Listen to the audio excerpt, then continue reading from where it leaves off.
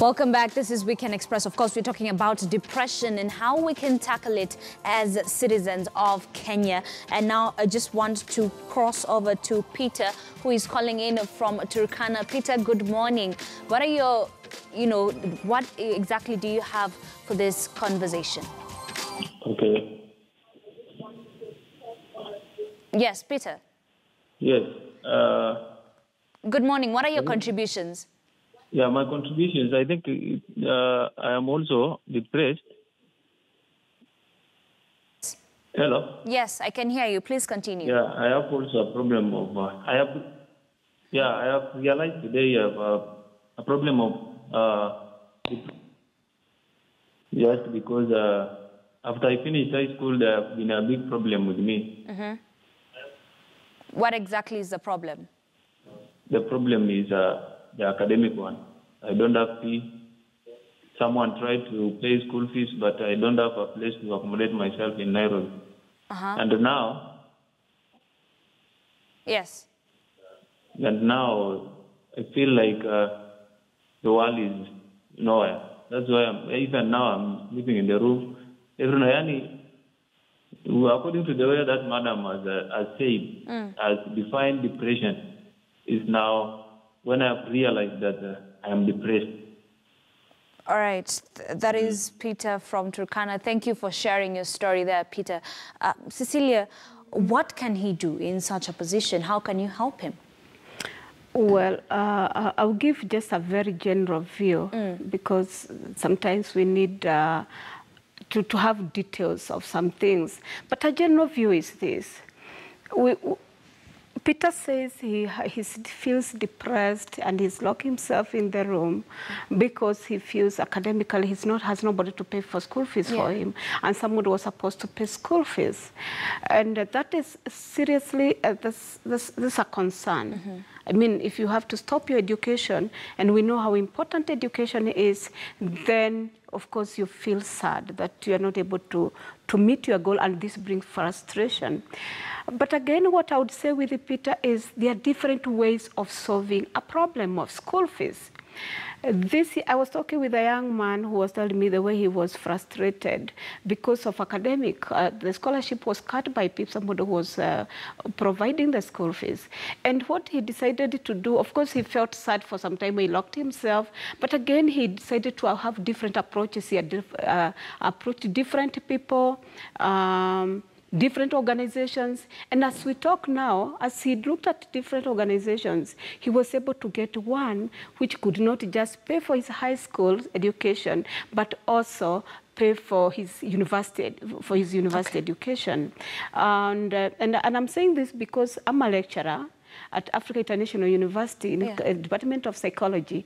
And I meet different students who have issues of school fees. And sometimes we discuss with them and they feel very frustrated. And what happens is that when we discuss, we look at, there are so many different ways of getting the same. Sometimes it could be as simple as going to talk to the finance director in the university, telling them, I'm having this problem, just allow me, or maybe give me some work here I've been doing and you deduct the money from my...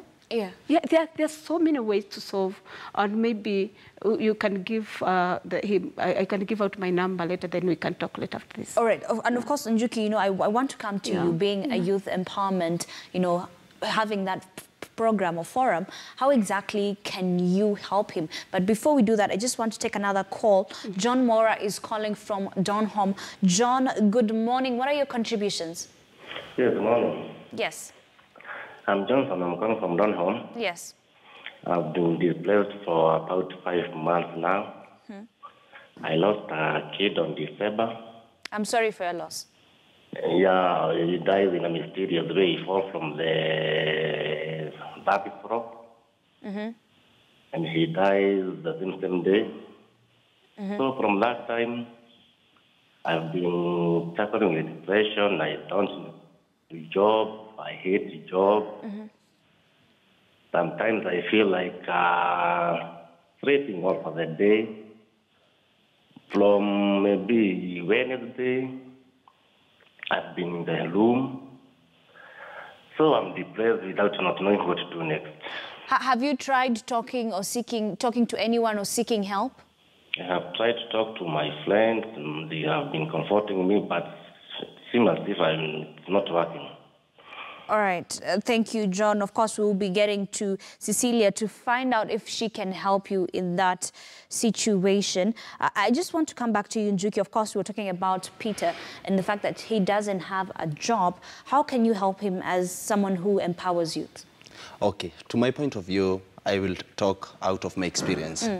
Okay. After I completed my Form 4 exam, I had this scenario that I have nothing to do.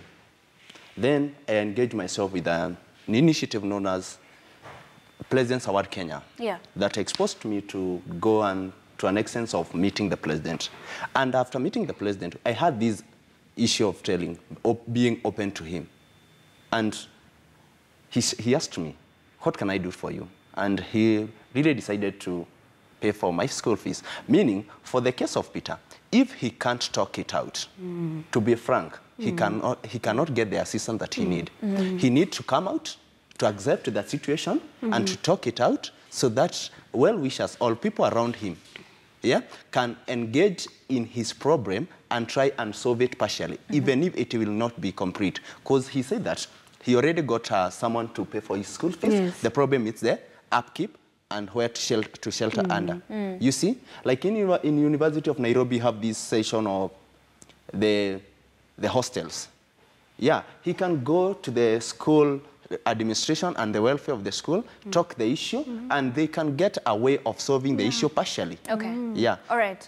And I want to come to now John Mora from Donholm. Of course, he's been depressed for 5 months. His friends are not helping. In such a case where you've tried talking things out with people and no one is helping, then what should one do next, Cecilia? He mentioned about somebody passed on. Yes, his child. Oh, his child. Yes. Yeah. For John, it's a bit complicated again. Complicated in the sense that this is a child lost. And whereas we are saying that for a job, you can look for different ways of getting a job, getting money, or getting a housing. For this, it's a child and his child is gone forever. Where I would begin with John, again, I will give a general, because different people lose children and they're affected differently because of different reasons. This is a depression which comes because of grieving. He's grieving. And sometimes you may have these feelings of loss because losing a child is not an easy thing. Yeah. But again, it's annoying that it has happened. There's absolutely nothing which can be done about it. It's done, it's finished, it's over. The child is gone. And the only remaining thing is coping with the pain, that emotional pain of loss. And however much John, he thinks he can handle it himself, he can't. Most of the time we think we can handle depression. When it gets to some levels, we can't handle it ourselves, we need help. And sometimes our helps are also affected because we are affected. And that's why I said sometimes we need professional help. He needs to see a counselor who can walk with him and be with him. All right. But friends also is still okay. He may think he's not recovering, but I can assure you, even friends being around there, he's recovering slowly by slowly, but because of the loss, of course, it takes time. Okay, all right. Njoki is calling from Nairobi. Njoki, good morning. What is your contribution? Good morning. I like this discussion which is going on. Thank you. Because it's something that is actually happening in the world, and there are quite a number of people who are being depressed. Personally, I have been through that. And the first time I got depression, I was in the university, where I felt that I wasn't going to be able, I was actually fearful that I was going to fail, but that was not the case. And I finished and I got very good marks, and I thank God I got a good job. Yeah. So what I'm trying to say is sometimes depression can be a mask in terms of what is not, it's not reality. So I just want to encourage people who are out there, because personally I had help even from a psychiatrist, So also just trying to find out what can the government do, because this treatment is actually quite costly. Yeah. To see a consultant probably to cost you just for consultation about 3,000 to 5,000 one session, and then also in terms of getting medication. So if the government also can be able to intervene and make this something that is affordable, and also for people to accept that depression is not just, it's not going to be stigmatized, because currently what is happening is that people feel that it's a mental illness and people do not want to talk about it. So there's that stigmatization. All right. So I think, yeah. Okay, thank you very much there, Njoki. And, thank you for encouraging those who have or who are going through this depression. I'll come to you, Njuki. You've been through it. You've worked with people. You've come across people who are, suffering from depression. What do you think needs to be done? As Njoki said, the government needs to do more because it's expensive.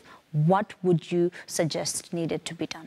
Okay, I will take you back a bit of Okay. Because there is this initiative, this issue of brew illicity, the excessive brew illicity in the community. And the government have given out 100 days to reduce it. Yeah.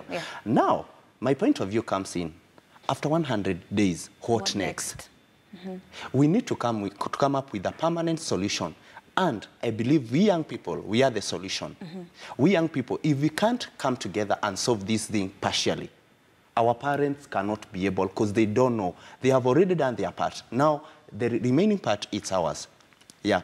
Now we are thinking on how we can solve this thing for future reference. We need a permanent solution.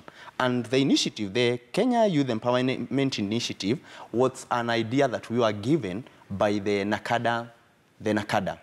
And I do thank my mentor, Mr. Githiria. He is the NACADA chairman. He told me, Benson, you always complain that alcohol in Nyeri, alcohol in Kiambu, alcohol in Mount Kenya region, it's all over. And what is in your mind? Do you expect we, the government, to come into your doorstep and try to solve it partially? Yeah. You need to invest on your ideas on how to solve this.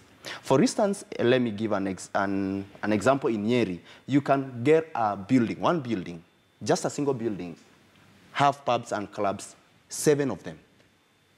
You see? Meaning the act of alcoholism, the act of selling and buying alcohol or illicit brew, it's like a culture. And we need to cut that culture. Yep. To an extent, you can get, even our parents are at a time confused. To an extent, you can get a child, a newborn child, being named after those drinks. For instance, a kid known as Napoleon Wanjohi Monyeri. Those are kind of drugs. They are all brew with different languages. Like you see, Napoleon is a alcoholic drink. Wanjohi is another Kikuyu word for alcohol. Okay. Monyeri is the traditional alcoholic brew. That is now, of course, in case of depression and alcoholism. Yep. Those who are, when they're affected, they go to depression. Yep. But what about the rest? Okay. The issue of, in case of, in drugs and depression go hand in hand.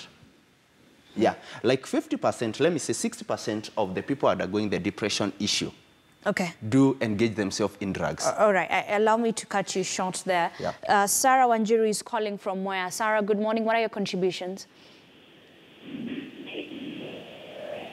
Sarah, can you hear me?